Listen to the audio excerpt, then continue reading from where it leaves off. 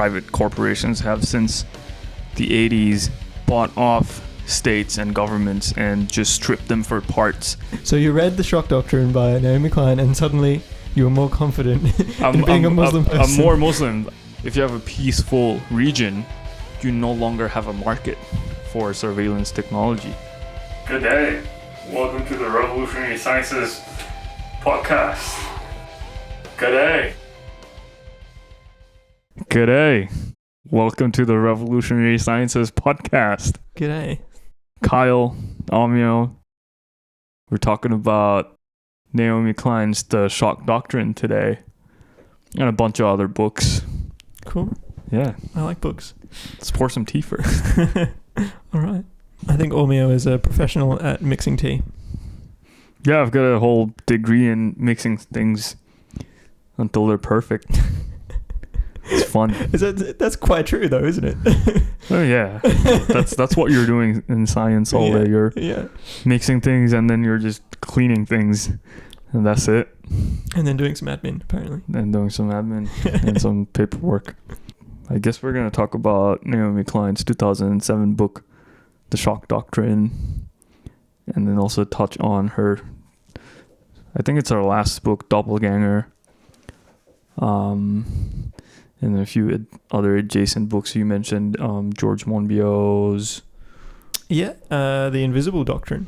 The Invisible Doctrine. And also Grace Blakely's Vulture Capitalism. Yeah. And all of these books talk about neocolonialism, neoliberalism, but it can get fun because you can start talking about conspiracy theories, which are one of my favorite things. But it's fun debunking them and finding out how they work. Like there are actual conspiracy theories, but how like believing in, let's say, the vaccine myths is very misleading. But then there's something to it, which we'll get into. Yeah, indeed. Yeah. So you gave me your copy of The Shock Doctrine, so you obviously read it first a while ago.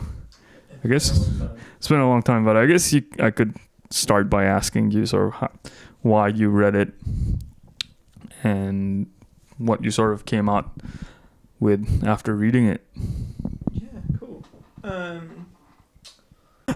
So I read This Changes Everything first, which is also a Naomi Klein book.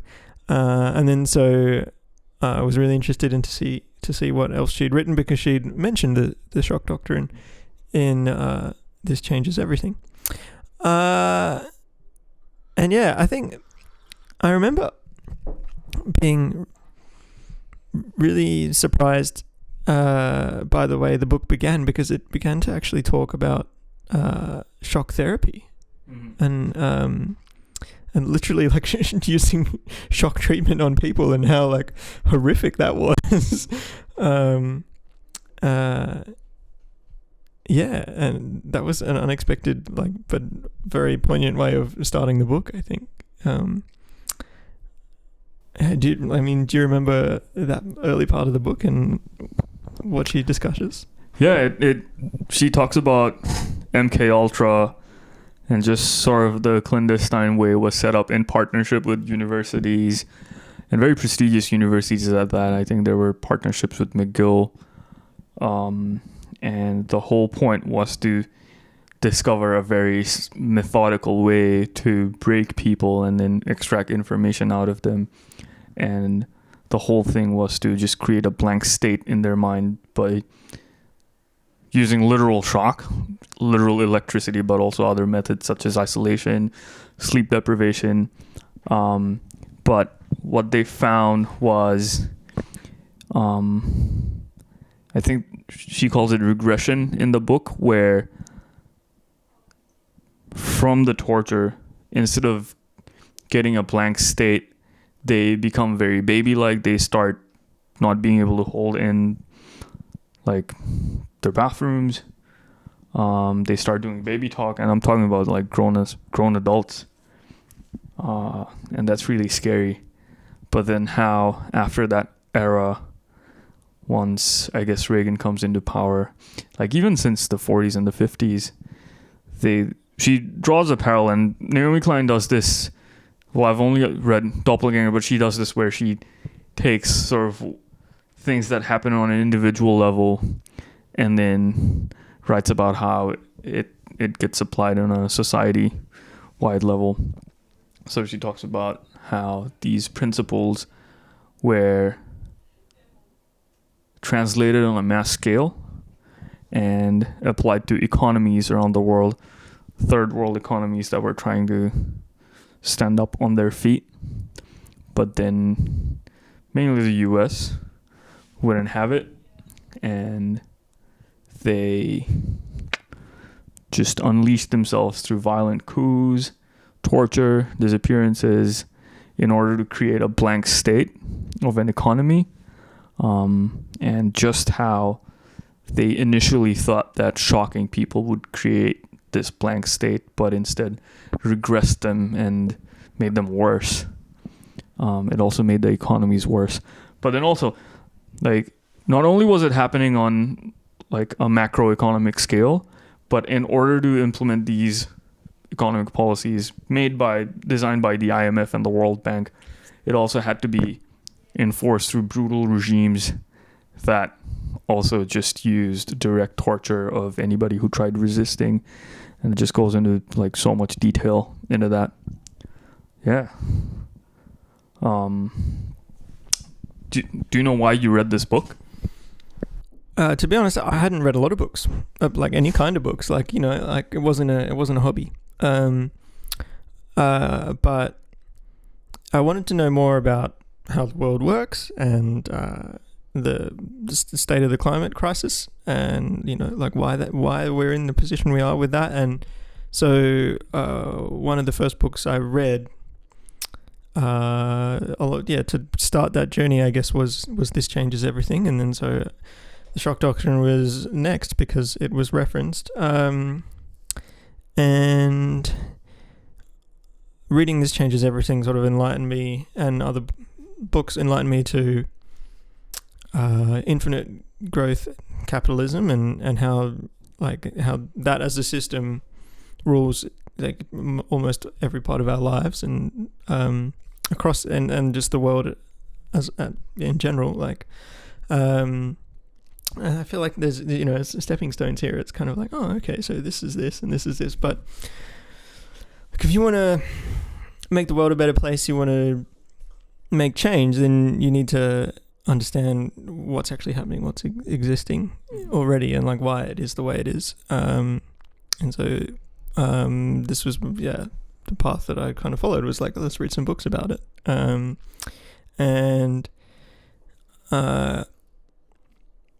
You're drawing on the fact that the shock doctrine is literally about, okay, when we shock a person, like what happens, and then connecting that to, okay, if we shock the economy or we shock society, like how can we exploit that? I think that's the main thing, right? It's if there's a financial crisis, if there's a war, if there's this or that, people are suddenly concentrating on something else. They need to, they can, you know, focus on just having money to live, or this, that, the other, because there's this terror is happening. So they're looking the other way. So governments and those in power can then make changes without people noticing, changes that are detrimental to the average person. It's funny that you say government, because a central theme in the book is covering how private corporations have since the 80s bought off states and governments and just stripped them for parts. And I say this because I'm a huge fan of government. Like within our friend circles, it's very common to not trust the government, right? But I've seen governments be effective. And I know states can do amazing things. But like there's this entire narrative now, especially like in financial circles, and under neoliberalism, that anything owned by people, aka the state, is very inefficient, it's very clunky, and it can't get things done at all. And that's why you need private corporations who have the profit incentive to keep them in line, and then they go out and they do all of these amazing things. And this whole school was started by, what's the neoliberal guy's name? It's not Mises. Which one? It says Which guy? There's Milton Friedman. Milton Friedman. Is that what you meant? Yeah. So she talks about sort of the cult surrounding Milton Friedman quite a bit, the Chicago school, how these universities were set up to essentially just create this whole church of neoliberal thinking, of private ownership, of the worship of private ownership. But then it really just draws, and this is why I like this book, is it uses hard data. So just a little bit about, I guess, Naomi Klein herself first. She's not a commie. I think most people would classify her as a radical lib. But why I like writers like her, and then Jason Hickel, who's more commie, definitely more commie, George Monbiot, among a few others, is they use hard data, and I like hard data. So in this book, she uses real world hard data facts to really draw the case that governments can be effective, but then this whole narrative of privatization is the only way is completely false and also dangerous and harmful. And I guess I read this book also, like I never used to read, but then I started to wonder how the world works, and I've been through this arc which started as trying to understand my position and sort of, I guess, my destiny as a Bangladeshi, and like why the third world is in the state that it is. And then I started with a bunch of books. I really like the work of Jason Hickel. You gave me a few of his books. I think I borrowed The Divide from a friend, which talks about unequal exchange in the global economy, how so much value is extracted from the third world, and then, which apparently is not the right term anymore, but I'm just going to say it. You're supposed to say global south. But then, so I read that, and then I read The Jakarta Method, which is just this brutal account of how all of the torture techniques talked about in the shock doctrine were developed in Indonesia first and used to replace Sukarno and just kill communists en masse. And then, yeah, it was just like a series of books, one after the other. I read Vulture Capitalism, which also talks about the merger of private corporations to government, and then it's essentially stripping the government for parts, taking away its capabilities and capacities, all in the name of efficiency. And very rarely do these private corporations actually deliver. I think one really good example of how this works is the recent Deloitte debacle with the Australian government. I don't know if you've heard about this. I don't know about this, no. So I don't have most of the detail, but it's really funny. I think the Australian government tasked Deloitte to analyze the government's spending, and they were asked to prepare a report so that, I think it had to do with social welfare payments in Australia, and Deloitte essentially just put the entire job through AI, and when they went through the report, there were made up references, made up quotations, and it's just AI hallucination. Wow. And it's because some people have convinced the voters or whoever that the government is useless and it's much better to leave things to private corporations to do the government's job for it. But people are people. People get work done. And if you remove people's incentive for profit, I believe that people do a better job. And it's much better to have capacity within government. And then I'll use another example right now. So that's one example. And then Deloitte, apparently, of this multi-million-dollar deal, will only have to pay back their last installment of the payments. So this is Australian taxpayer money going to this private multinational corporation who is like, this would get you fired from university. Not fired, expelled from university if you did this. But they're only having to pay back the last installment. So that shows just how much power these private corporations, for no good reason at all, has power over a state. Like, if I was the Australian state, I would kick them out of Australia. Yeah. So what you're saying is Deloitte used AI, and so it was false. It was making things up. Yeah. And so the government worked that out. Yeah. And they haven't had to have much in the way of consequences. No. And this is funded by taxpayers, and this will, if this informed policy, this would affect Australian taxpayers. Yeah. I'll use another example. And this one's from the UK. I think the UK is trying to enact a digital ID card system. And this is really interesting because the left isn't really worried about this. But I've seen protests around Adelaide too regarding this issue, and it's merged with sovereign citizens. So, like, you know, it's a bit Bob's your uncle, right? Yeah. These things are really interesting to me because there's conspiracy theorists involved.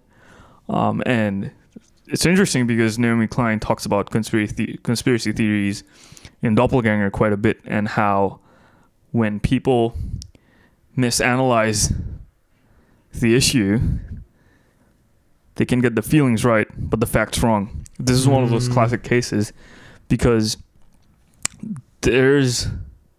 I believe there's no inherent reason to not trust the government for something such as digital IDs. It's just a tool. Mm-hmm. Like, there was this report in The Guardian talking about how it's completely normal in countries like Sweden. But then why is it such a big issue in the UK? And then why are people in Australia throwing fits about it? It's because people don't trust the government. Yeah. Right. Why don't they trust the government? Because it's been sold for parts. And you have private corporations essentially making bids on the government. Yeah. So when you say the government's been sold for parts, I guess what you're saying is, like, they've been so heavily lobbied by different people or specifically corporations that they are just at their mercy of the corporations, right? A lot of the time. Like, people should take this with a grain of salt. It's not been completely sold off. There are parts of the Australian government that are extremely effective. The TGA, for example. This is why you need your vaccines. You can trust the TGA to do a good job. But so this is where I think people's suspicion towards having digital IDs come in, because during the COVID pandemic, you had vaccine IDs, and all of the data that was generated to enact this system was handled by private corporations, which a lot of the time you don't have accountability on. So it's valid for people to feel suspicious of what's happening with their data and not want a vaccine ID. Their mistrust is not misplaced. But ultimately, it's mistrust because of private corporations taking on jobs, and their main incentive is just to make profit. So they'll do that by whatever means necessary. Whereas if the government just managed it themselves, potentially, and it was, run by people that can see that this is affecting an entire, population, that maybe they'd actually take it a bit more seriously. Yeah. And in countries where people trust their government more, these policies are accepted way easier. With the digital IDs, what's really interesting about that landscape is there's all of these right-wing sort of personalities that are taking advantage of the situation and creating mistrust for the government. But then when you look at their history and their associations, they're associated with big businesses, but they pose as right-wing figures who stand for freedom of speech and freedom of expression. But then they're being funded by these big businesses, and they're using this whole issue to create mistrust for the government and then sell off more of its capacity. What do you now understand since you've read the book that you didn't understand before? I think one very crucial thing that I really understood that I was not expecting to walk away with from having read the book is understanding ISIS and like fundamentalist religious groups in the Middle East. And this used to be when I'm still a kid, very edgy, reading my Richard Dawkins and having fights with my religious friends about how Islam is inherently a violent religion, and then you point to groups like ISIS, and that they're the true interpretation of Islam, etc., etc. And understanding why that's not true, I think over the years I've gained a bit more maturity and understanding that those groups are really not true representations of a religion. But also, I think under globalization, under colonialism, under neocolonialism,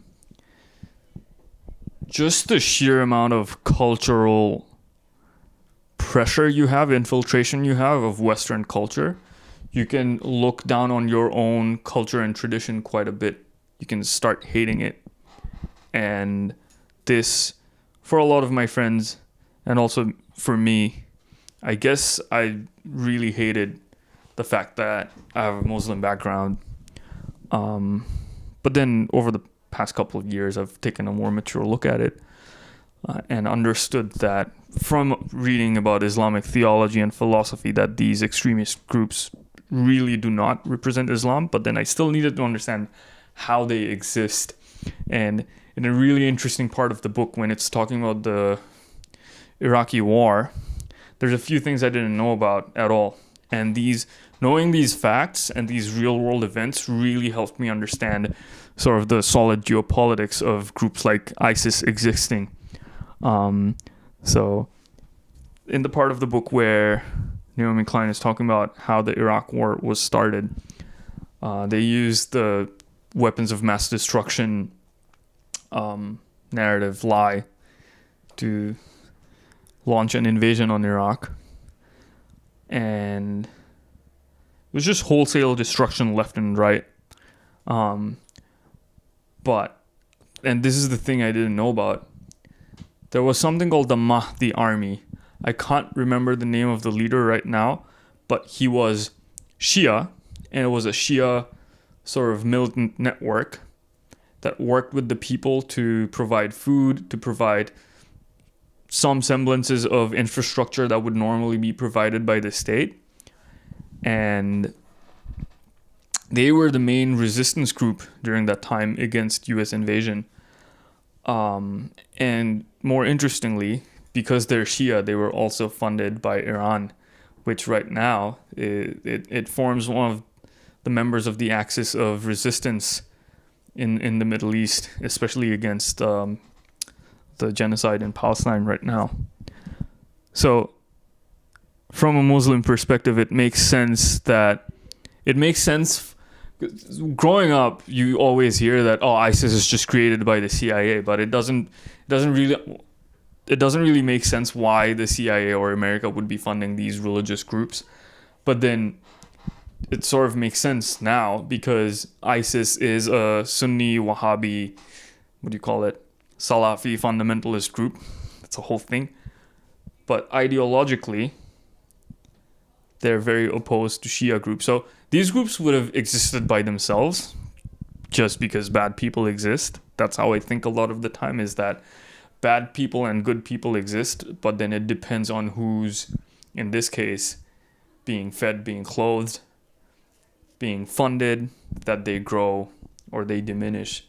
And it was in the US's interest. It was in US business interest to fund these groups, to fund ISIS, these ideologically opposed groups, to form enemies against these people who were resisting. So the Mahdi army, for example. And then that would allow the US to destabilize the entire region, especially Iraq, and maintain just enough chaos where they can come in with their private corporations and their executives and just drain everything from the country. In Iraq, oil.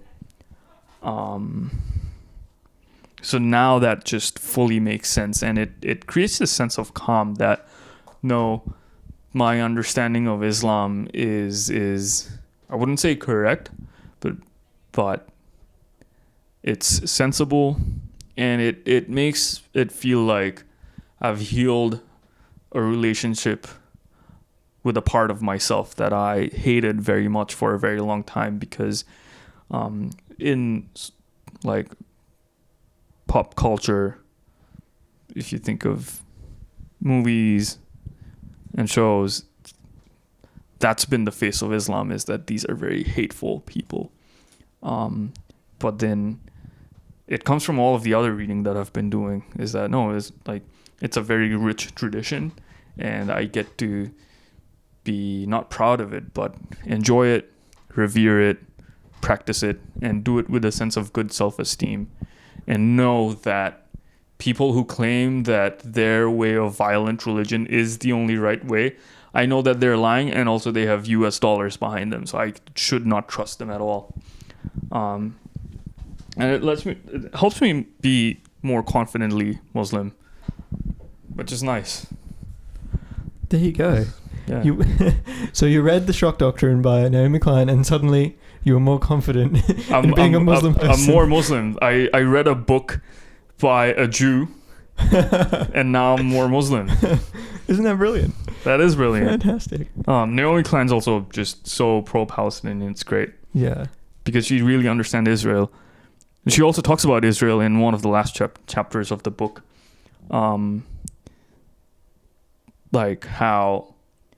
So she starts from after the Oslo Peace Accords, where I think it was Yitzhak Rabin, who worked with Yasser Arafat and Bill Clinton to create a coherent two-state solution. But it doesn't work because Israel, or Israeli companies rather, they're heavily invested in surveillance technology, and that becomes their main export. And I'm probably going to butcher the explanation here, but essentially, because of these companies and to ensure that these companies remain profitable, the two-state solution becomes almost entirely impossible, because if you have a peaceful region, you no longer have a market for surveillance technology. The more you can produce people who have been harmed and therefore want to fight back, the more you have a place for these technologies. You can sell this. Who are their clients? Saudi Arabia is one of Israel's clients when it comes to surveillance tech. The US, obviously. Most like regimes around the world, one way or the other, is a client of Israel when it comes to buying technology that allows it to spy on people. What did you read in The Shock Doctrine about 9/11 that has aided your ability to better understand being Muslim and how Muslims are represented? Or is there anything more about 9/11 that you found interesting from the book? Yeah, I think it didn't have a lot to do with my understanding of being a Muslim, but I guess one thing in Muslim cultures is we love blaming 9/11 on the Jews. Sure. Right? The Jews did 9/11. Yeah. It's a whole conspiracy that jet fuel doesn't melt steel beams, etc., etc. But I'm always extremely skeptical of like the wild conspiracy theories, right? Because there's this saying that I think it was Carl Sagan, extraordinary claims require extraordinary evidence, right? And I always believe in that. Absolutely. I also always believe in that things have common sense, sensible explanations. And this book really helped me do that. And it's also like conspiracy theories can be really fun to believe in, and for whatever reason they sort of click in our brains a lot more. I guess because it's an easy narrative, it gives us someone to blame. But reality can be sometimes really boring. Let's start with a different example. Let's start with COVID, right? Sure. There's the Chinese lab leak hypotheses that a lot of people have bought into, and they think this is a Chinese conspiracy to take over the world, etc., etc. But reality is a lot more boring. Scientists have been warning about such a pandemic breaking out since, I think, at least 2009, because they've been doing the work and they've discovered that the way we're just clearing out forests and coming into contact with wild animals, a zoonotic transmission is very likely, right? So again, reality is sometimes just that boring, is bad things just happen. Yeah. But then what's really interesting about this book is it really just outlines how bad people, or like rich people, because they're in a position of advantage, they are able to then step in and reap the most amount of benefits for themselves from these bad situations. They could be pandemics, hurricanes, wars, famines, all of the above. And when you say rich people, you're talking like billionaires, I'm talking about not billionaires. just someone with like a couple mil to their I'm name or not talking something. about your uncle with the Porsche. No. I could be the uncle with the... I want to be an uncle with a Porsche. Porsches are nice. Nice. So 9/11, right? The conspiracy theory is like it was done by the Jews. People point to all of these like financial things that happened with the stock market. All of that's well and true. I mean, it could be well and true, but people miss a point, and it's a very crucial point that cannot be missed. Is in the years leading up to 9/11, the U.S. government was entirely sold off for parts by a few key players in George W. Bush's circle. So it was Rumsfeld, who owns very crucial biotechnology companies, I think a few construction companies, Dick Cheney, may he rot in hell, who owns a bunch of construction companies, and they just really coordinated privatizing parts of the U.S. government, especially when it comes to security and the military. So most of, I guess, cybersecurity was sold off to private corporations, especially by Lockheed Martin. Lockheed Martin has a huge digital security business side to it, which a lot of people don't know about. It's not just rockets and fighter jets. And so by selling security apparatus off to private corporations, the U.S. government just lost all of its capacity to detect danger. And that's essentially what happened. Is you're funding all of these right-wing groups, and they're crazy. It's gonna bite back at one point or the other, and that happens. And sometimes reality is just that boring. Crazy people did plan to strike fear in the hearts of Americans because they felt they were mistreated, and it was just a plain security failure of the U.S.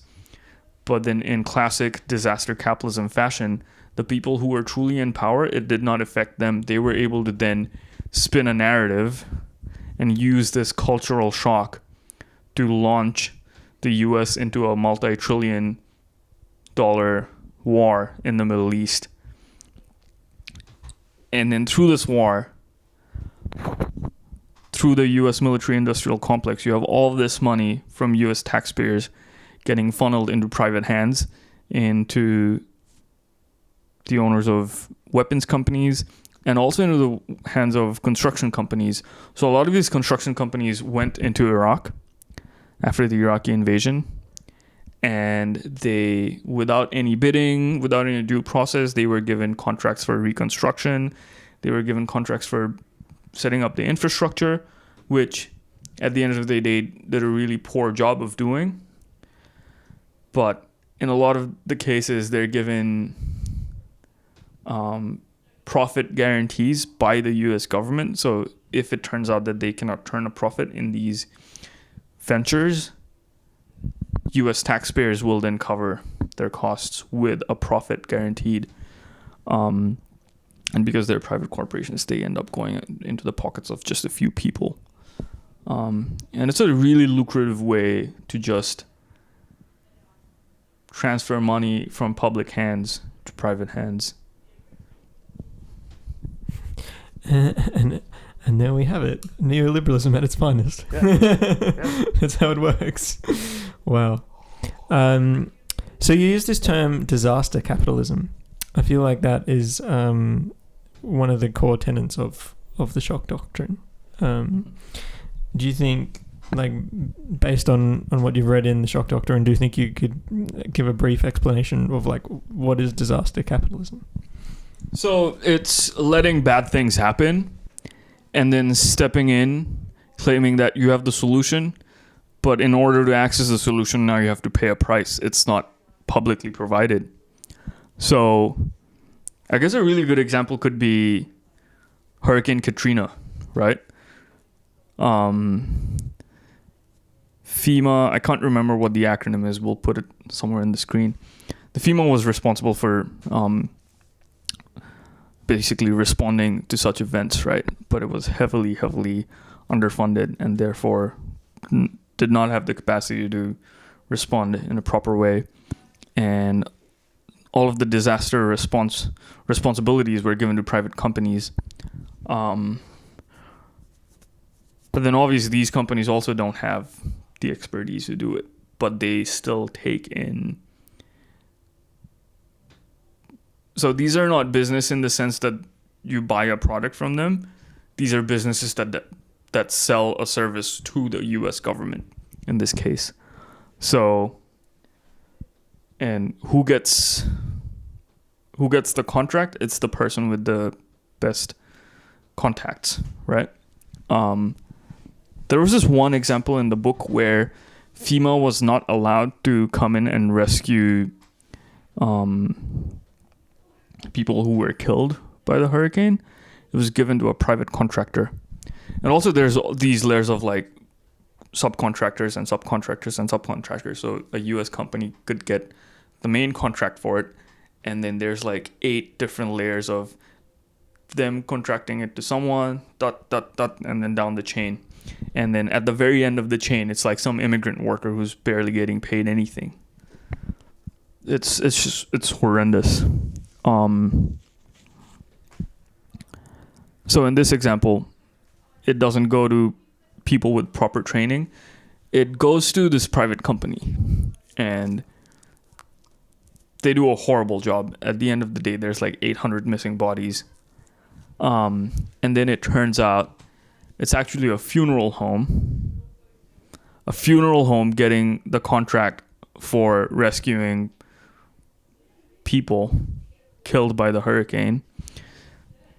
And also it turns out it's a funeral home run by this right-wing evangelist Christian group that's got connections to the politicians in power. So they're benefiting from doing a bad job because potentially that's giving chance for more people to die. Yeah. So they can profit off of their funerals. Yeah. It's so messed up. Yeah. So like one of the things that came out of the disaster capitalism complex is the showcasing and just the marketing behind weapons and surveillance technologies which take place in expos. So one expo is it called Land Forces? Yeah. Could you tell us about it? Land Forces. There's an annual weapons expo conference, whatever you want to call it, that happens here in Australia. And I happened to attend a protest that was outside this conference a year or two ago. So it was called Disrupt Land Forces. So this happened over in Naarm in Victoria. And I'd never seen anything quite like it from the outside. I mean, I couldn't go anywhere near was at the convention centre, couldn't go anywhere near there. But why couldn't I go anywhere near there? Well, because it was the most heavily policed conference I've ever seen. It was the most heavily policed thing I've ever seen. I mean, they knew that there was going to be a protest, and the media amped it up, saying that there was going to be more people there than there was. But the show of force by the police, by the riot squad, but it was a great example of just the state using the power that they have over their forces, right? We were there for a peaceful protest. It was simply a gathering of people protesting the fact that we didn't want that weapons conference to happen there. We don't want it to happen at all in this country. And meanwhile, the riot squad and police officers from all over the country, they literally brought people in from elsewhere, just because that was the hand of the government to be like, all right, this is what we're doing. Meant that before we knew it, the police were shooting rubber bullets, and they had their whole mounted division and everything like encroaching on protesters, and using pepper spray, and all sorts of protesters were being harmed, and it was an insane show of force from the police and the forces that were there. And I guess that just ties into what you're saying there about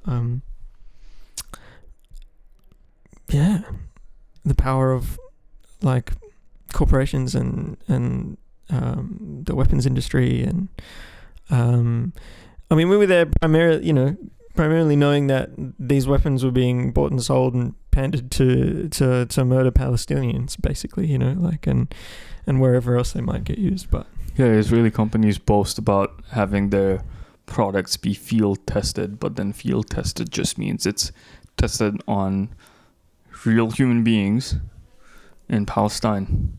Yeah. And then now they're being exported throughout the world. I saw somebody say something really good. Is he was talking to like white supremacists in the US that were really happy about immigrants getting kicked out and their rights being taken away. One narrative is like, oh, the immigrants are taking advantage of the healthcare, and therefore, like, vote for me, I'm going to come in and take away healthcare from them. But then he pointed out, whoever you're voting for these policies, they're not just taking away the immigrants' healthcare. They're also taking away your healthcare, because now that the government doesn't have to provide you with healthcare, you're going to have to go to a private provider. And then now your money is going to go to private hands, and they're going to get more and more enriched and have more and more power over you. And I guess like the main thing that I could walk away from having read this book is how this whole narrative of don't trust big government works. Because government is much easier to visualize as one single entity, but businesses are not. Even though when you look at like the diagram of how all businesses just sort of coalesce into just a few corporations.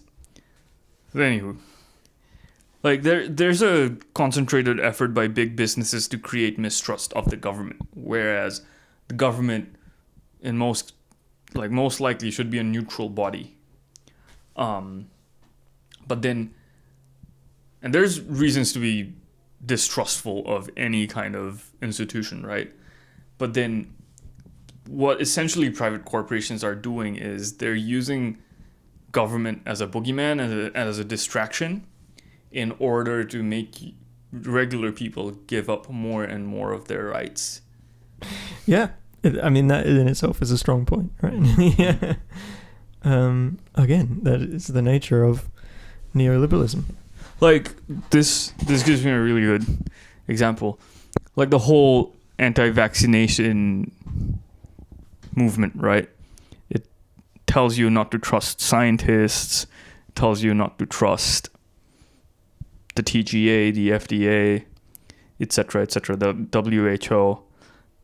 And it's really troublesome because it creates a fundamental mistrust of experts. It tells people not to trust experts. But then what people don't often notice is the person telling you not to trust experts, they're telling you that you can trust them, and then therefore their products will help you, and then they're ending up selling you snake oil. That's interesting. Yeah. In Naomi's other book, Doppelganger, Yep. that kind of idea is explored a lot, right? Mm-hmm. Because Doppelganger talks a lot about Naomi Wolf. Yep. And how Naomi Klein and Naomi Wolf were confused at one point. People got them mixed up, and despite the fact they're two very different people with two very different ideas and explanations of the world. I lost my train of thought. But yeah, what were we talking about? We're talking about vaccines. Oh, yeah. So, I think Naomi Klein did a really good job in Doppelganger of making sense of the anxiety that a lot of conspiracy theorists have and how it actually makes sense. It's just missing the point, and we should be here trying to extend our helping hand as much as possible. And we should trust the experts. We should also trust the experts. Yeah. But like she talked about how it is valid for people to feel like the vaccines were being forced on them, which it was. Because we have an understanding of the know-how of how vaccines work, we were not hesitant to take them. But she sort of underlines again how, because it was in the interest of private corporations to get people back to work as soon as possible, that these vaccines were rushed in, and a lot of the skepticism against vaccines was forced to be brushed aside. There was the creating of different camps. You're either for vaccines or you're not. But how, if there were more effective government policies in place, you could have had a much easier time with getting people to take their vaccines. But these practices or these policies weren't implemented because you wouldn't have money going into private hands. So for vaccines, I can say this as a person with 2 degrees in biochemistry and biotechnology, that the vaccines we know are safe. The side effects that people often talk about, they're to be expected in any kind of medicine. And this is a very difficult decision that people working in medicine and the medical field have to take, is you compare risk to benefit. And if something offers more benefit than risk, you take it, despite knowing that there are risks to it. And during the COVID pandemic, everybody should remember that we were talking about the risks as well. But there could have been a far more different solution to this. So another solution that did not involve heavy masking or taking vaccines, for example. Naomi Klein uses this one example of schools. And she uses the example because people obviously feel very strongly about their children. And one way that this could have been circumvented, this forceful administration of vaccines and masks, was by increasing funding for public schools and teachers so that you can have more open air classes. You can have classes with small sizes, like a lower number of students per room. And also increase funding for online resources, etc., etc. But none of these actions were taken because the money wouldn't be going into private hands. These would be going into like your neighbor, for example. Yeah. Yeah. But then, so one solution was come to, which was a good solution, which was to provide vaccination to everyone. Yeah. But there could have been a lot of other like publicly based, publicly funded solutions that were not explored because they didn't benefit private institutions. Yeah. And vaccines. So anytime I now encounter somebody who's anti-vax, I tell them this is that you can trust the science, but you should not trust the business, because the business of vaccines is almost the same as the business of GMO crops. But then this is how it gets interesting, right? People are skeptical of vaccines, but they're skeptical of the wrong part. They're skeptical of the science. They think like mRNA vaccines, it's going to give them an extra arm or something. That's not how it works at all. It's not going to happen. It's perfectly, scientifically, it's safe.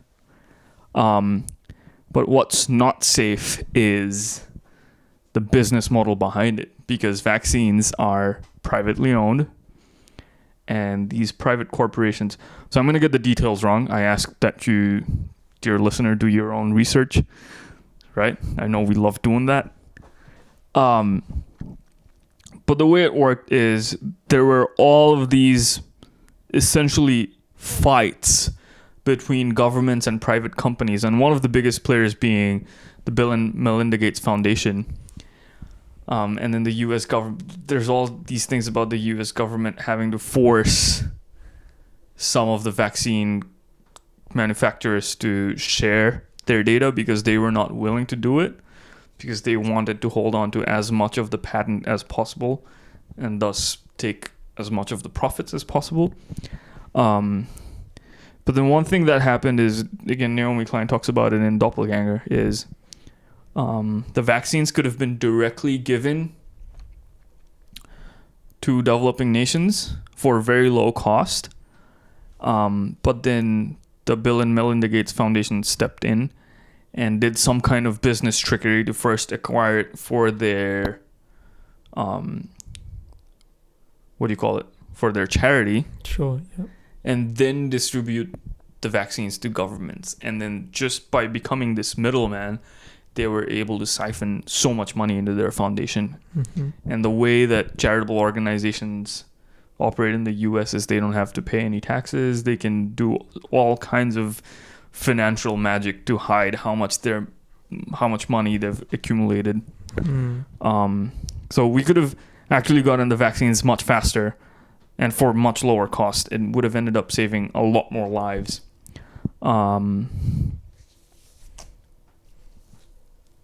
Yeah. And then, right, so this brings me to GMOs, right? So when I was still doing my undergrad in Dhaka, we used to have a Nobel laureate come to a university and do speeches on how GMO crops are actually safe. And scientifically, it makes sense. GMO crops scientifically are perfectly safe and sometimes even necessary, right? And so that you can overcome food shortages, natural disasters, and you have hardier crops, etc., etc. They can be very useful.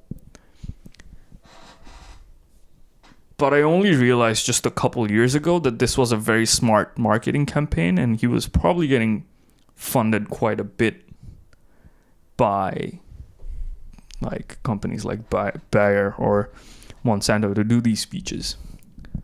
And now I've become quite anti-GMO, but not for the reason that someone might think. So the regular anti-GMO narrative is that like it's harmful. We don't know if it's poisonous. We don't know if it's gonna, again, like give us an extra arm. We don't know if it's gonna cause autism. There's all of these things, right? And here's my own personal conspiracy theory. I think these conspiracy theories are spread by the manufacturers and the companies themselves because it makes people miss the point. And once you understand this point, the disaster capitalism complex becomes very clear. Because the whole reason we need GMO crops right now is mainly because of global warming, right? The weather's getting more and more extreme and the soil's getting less and less nutritious. It's becoming more difficult to grow crops. So you need tougher crops. And the speed at which the climate is changing, you don't have enough time for these crops to adapt. So you need to intervene yourself using all of this sophisticated technology and make them more resistant with your own hands. And that's what I learned in my master's program at Flinders, right? They're teaching us all of these ways to make crops and the necessity to make crops more hardy, more nutritious, more like get bigger yields, whatnot. But this is the thing that they don't teach us at school.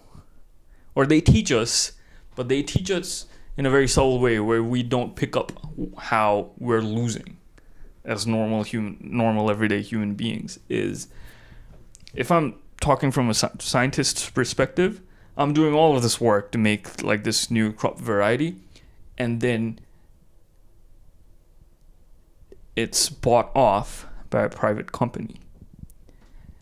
And like a lot of the time, the private companies themselves are responsible for the problem. So I think Bayer, Monsanto's a good example, but like a lot of these fertilizer companies, they're directly responsible for soil erosion because chemical fertilizers, as we all know, burns the soil. It erodes them. Yeah. A side note, if you want to read more about that, you should read Regenesis by George Monbiot. There you go. There you go. And then also, like a lot of these fertilizer companies that rely on fossil fuels to produce their fertilizers, and as we know, fossil fuels are the main driver behind climate change. So they're creating the disaster, and then they're creating the need for a solution that they own the patents to. So you need to pay them to get that solution. This is why I'm anti-GMO, right? GMO plants are considered an invention, and therefore these companies are allowed to own these seeds. So that means you can't grow your own seed. You have to keep buying from them. So what it ends up doing is it makes farmers dependent on these huge conglomerates. Yep. And then a lot of the time they go out of business, these farmers, and they cannot survive anymore because these companies set the price. And then what they can do is they can buy off the land from these everyday, like mom and pop farmers, right? Yep. So if you're going to be anti-GMO, don't be anti the technology. Yeah. Don't be anti the science. Try to understand the science. Be against the business model. Yeah. These technologies, so all genetic modification starts from public funding. It starts in university from public funding. It starts with your money. Therefore, you should own it. Therefore, you should have a say on how these technologies are implemented. No private corporation should be able to own these things. 100%. And the other very important thing is once you start growing these GMO varieties, natural varieties are lost. Mm-hmm. And again, it directly ties into the hands of these corporations because a lot of natural varieties naturally are resistant to harsh conditions. But then if you start growing these natural varieties, these companies don't have a business anymore. Yeah. So they don't want you growing those varieties either. But it's something like disaster capitalism. It's something that everybody talks about in everyday terms. But it just feels like despite us verbalizing these things, we don't really take action or let it really sit. I've heard so many times like, oh, they just, they create the problem and they create the solution. They sell us the solution. They talk, like, a lot of people mention this in terms of medicines. Like, they feed us fast food so that we get heart attacks, and then they can, sell us statins and like blood pressure meds, which is true. It does happen. Yeah, but then like every other good book, Klein ends the book with with solutions, or like signs for hope, reasons for hope, which is very important. Yeah. I recently read the end of Doppelganger, and yes, and she is good at, if not at least a solution to whatever the topic is. Good reasons for hope, good examples of change. That's for sure. And it's really interesting. All of these topics and conversations, like it all comes back to privatization, private companies, capitalism, neoliberalism. I mean, you're talking about, confusing people. They've got the right feeling about something, but they're not listening to the hard facts. It's the same from the beginning of cigarettes, climate change. It's all the same tactics, right? It's like, oh, don't trust the experts, or don't trust the science, or because blah blah blah. But it's the people that are saying that are the ones that own. Not saying that scientists can't lie; they lie all the time. Sure. But this is where you need to do your work. Like, who's paying them? You need to find those things. Like, cigarettes being healthy, these things were said by scientists back in the day. But then you do a little bit of digging, and it's like, oh, they're being paid by McKinsey and Company. Who's McKinsey and Company? They're the propaganda wing hired by Big Tobacco. Yep. Trust the experts. It's important to trust the experts, but then also have like a basic toolkit for analyzing information, being media literate, which is, like, I wrote down one of the points is, I told you about how, like, in the Wikipedia page, if you go into like the reception section of the shock doctrine, there's a lot of praise, and this book definitely deserves a lot of praise, but then there's a lot of criticism, and this is where things get interesting, right? Because if you want to be a hater, it's very easy to like look at I can already feel a lot of my capitalist brain friends pointing to those and being like, oh, this person called out this book for being heavily biased. But then once you actually look at the sources, like, one of the critiques of this book, who thinks Naomi Klein's done a very simplistic job, like it's overly simplistic. He's working for the Cato Institute, which is one of the biggest libertarian capitalist think tanks, so of course he's going to say that. So having skills like that is just so crucial. And then understanding, this would be the main point that I stress, is like, there's this whole narrative of that we shouldn't trust the government to do anything, and you should trust private enterprises. But then how do you analyze if this claim is right or wrong? You first look at the people making these claims, right? And you might have to like go down a few rungs, a few levels to understand where it really starts from, and then just look at the real world effects of those claims. So the school of neoliberalism, the Chicago school, wherever it's been disaster. It's been all of Latin America. You can think of Pinochet. It's just ravaged Chile. It's ravaged Argentina. It's all of the global south. It has just completely ravaged countries, African countries. It's ravaged India, Bangladesh, Pakistan.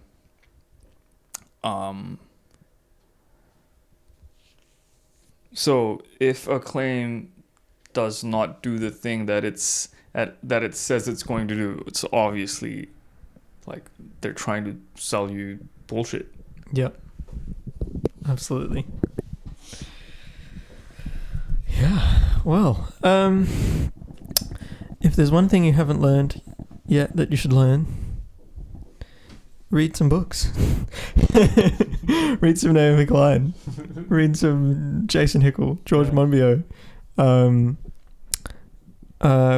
Would you say that like these books are your primary source for better understanding these big worldly issues and how to look at them more critically? Have there been has there been other sources? For now, for sure. I think writers like Jason Hickel and Naomi Klein, they do a really good job of summarizing massive amounts of data into a coherent narrative. I've also read this Bangladeshi author, this communist writer, Anu Muhammad. A lot of my friends hate him, but that's just because they hate communists in general. I really like his work, and you can call it selection bias, but he sort of, maybe independently, maybe it's connected because he's also reading the same authors or citing the same sources. I haven't checked, but his conclusions pair up with what all of these writers are saying.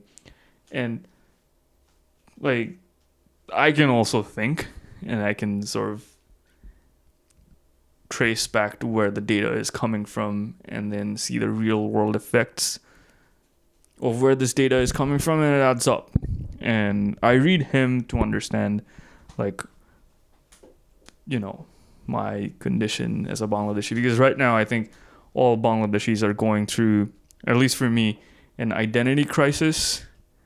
It's been very confusing because all my life I've been told, like, this guy is the father of the nation, right? Sheikh Mujibur Rahman is the father of the nation. And then there's this whole nationalistic narrative about the birth of our nation. It's very patriotic, da-da-da-da. A lot of it's good because a lot of it is very, it gives you a strong sense of freedom and what do you call it? Self-agency. But then ever since July, things have not gone the way we were hoping, and it's like that whole narrative is being challenged. Sometimes for very good reason. There were very good reasons to be distrustful of that narrative, for sure. But then, so this is why I read these books, right? They talk about policy. They talk about real world things. But then when you're talking about politics in the family, it becomes about personalities, right? Was this leader good? Was this leader bad? It becomes about worship or demonization. But this is what I keep telling people over and over. The real world, sometimes it looks very scary and it looks very big, but once you boil it down, it can be very boring. It boils down to a piece of paper, some legislation somewhere. And so I think the main thing that I understand from reading this book again is sort of my identity, right?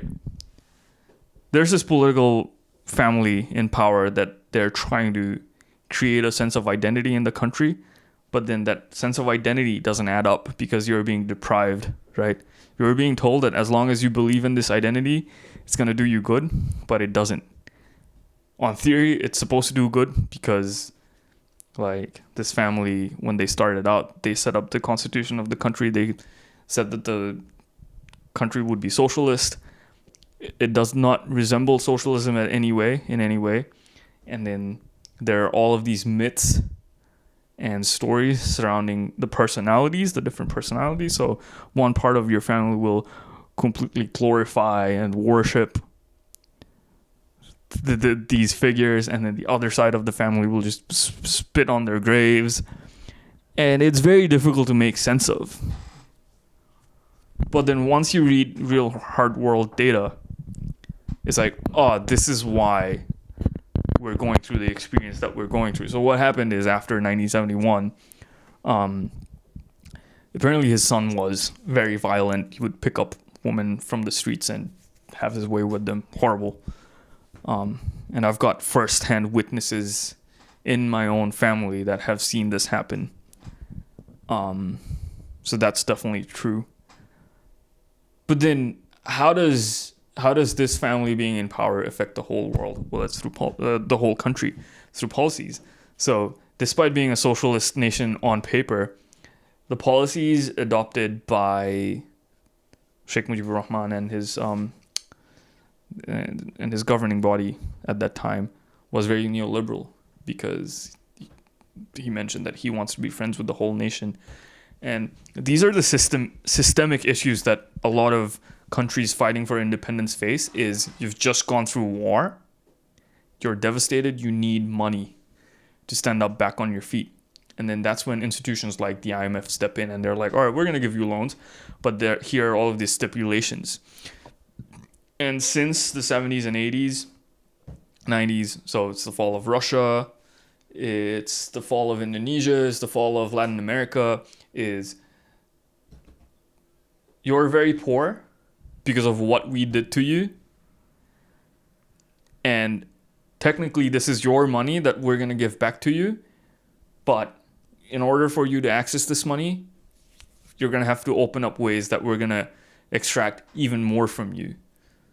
So Bangladesh signs on loans from the IMF, from the World Bank, just like every other country that's slowly starting to decolonize, that's starting to become independent. South Africa is a really good example talked about in the book. But then they're just further entrapped. And usually in these cases, it's the bottom rung of society in these countries that are the most harmed by these policies, because in the transfer of wealth, the political class, I think in communist language they're called comprador elites or comprador capitalists, because in this system of deprivation and extraction, they sit in the middle of the poor and the wealthy. So in this case, poor countries and wealthy countries. And in this transfer, they just siphon off a little bit, but then they don't keep it in the country. They siphon it off into their own empires in the West, in America, Switzerland, Swiss bank, in tax havens. But nobody talks about these policies when you're like when the whole family's over for Eid. You're talking about personalities, but that's very harmful, because once you talk about personalities, it becomes a fight.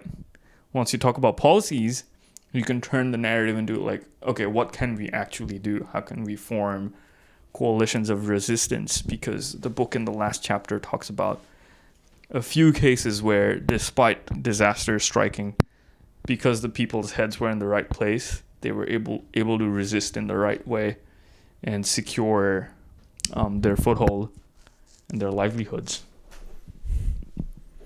So good things are possible. Change is possible. Talk about policies. Talk about the boring stuff. Yeah, talk about policies. Even after disaster, even after exploitation, positive change is possible. It's definitely like the book ends, even though it's from 2007 and Latin America has a whole way to go.